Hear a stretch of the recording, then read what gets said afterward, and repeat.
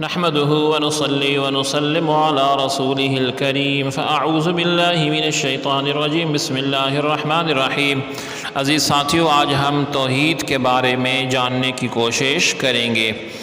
توحید کے لفظی معنی ہیں ایک ماننا، یکتا جاننا، اور دین کی اصطلاح میں اس سے مراد اس دنیا کے پیدا کرنے والے اور اس کے رب یعنی پروردگار کو ایک ماننا، بے مثال ماننا اور صرف اسی کو عبادت کے لائق سمجھنا۔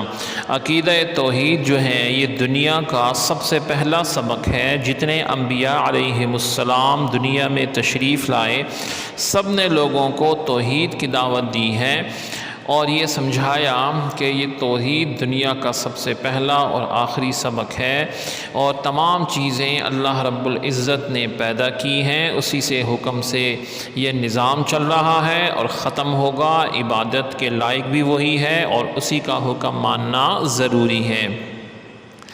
تو توحید کی دو قسم ہیں، توحید ذات اور توحید صفات۔ توحید ذات یعنی اللہ رب العزت کے ذات کے ساتھ خاص ہے، اور صفات جو اللہ کی خوبیاں ہیں، 99 صفات ہیں، ان میں جو ہے ان پر ایمان لانا کہ وہ بھی اللہ رب العزت کی یہ صفات کسی اور میں ہیں اور نہ ہو سکتی ہیں۔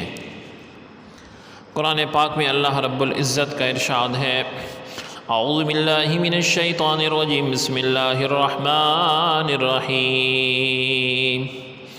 لو کان فیہما آلہۃ الا اللہ لفسدتا فسبحان اللہ رب العرش عما یصفون۔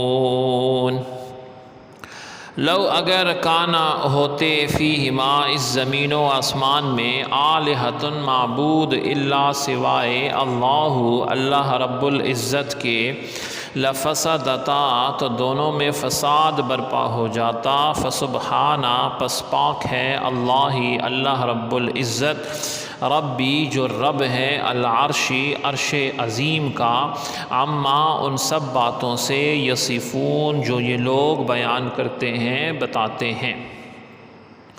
قرآن پاک نے توحید کی بہت سے دلائل بیان فرمائے ہیں جو ایک عام آدمی بہت آسانی سے سمجھ سکتا ہے۔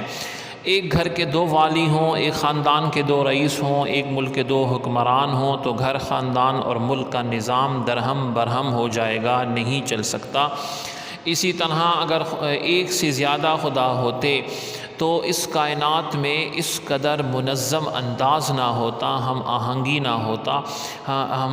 نہ ہوتی۔ ایک خدا کہتا کہ بارش برساتا ہوں، دوسرا کہتا میں نہیں برسانا چاہتا، ایک کہتا میں دن لانا چاہتا ہوں، دوسرا کہتا میں رات لانا چاہتا ہوں، ایک کہتا رات کو سورج لانا چاہتا ہوں، دوسرا کہتا دن کو چاند لانا چاہتا ہوں۔ گویا کائنات میں ایک زبردست کشمکش اور چپخلش یعنی دشمنی آپس میں جو ہے ہو جاتی، برپا ہو جاتی، اور اس کا نتیجہ فساد اور بگاڑ ہوتا۔ تو عقیدہ توحید یہ انسان کو جو ہے یہ اس بات پہ مجبور کرتا ہے کہ توحید ہی اس کائنات کی جان ہے۔ سبحانک اللہم و بحمدک، اشہد ان لا الہ الا انت، استغفرک و اتوب الیک۔ سبحان ربک رب العزت عما یصفون، وسلام علی المرسلین، والحمد للہ رب العالمین۔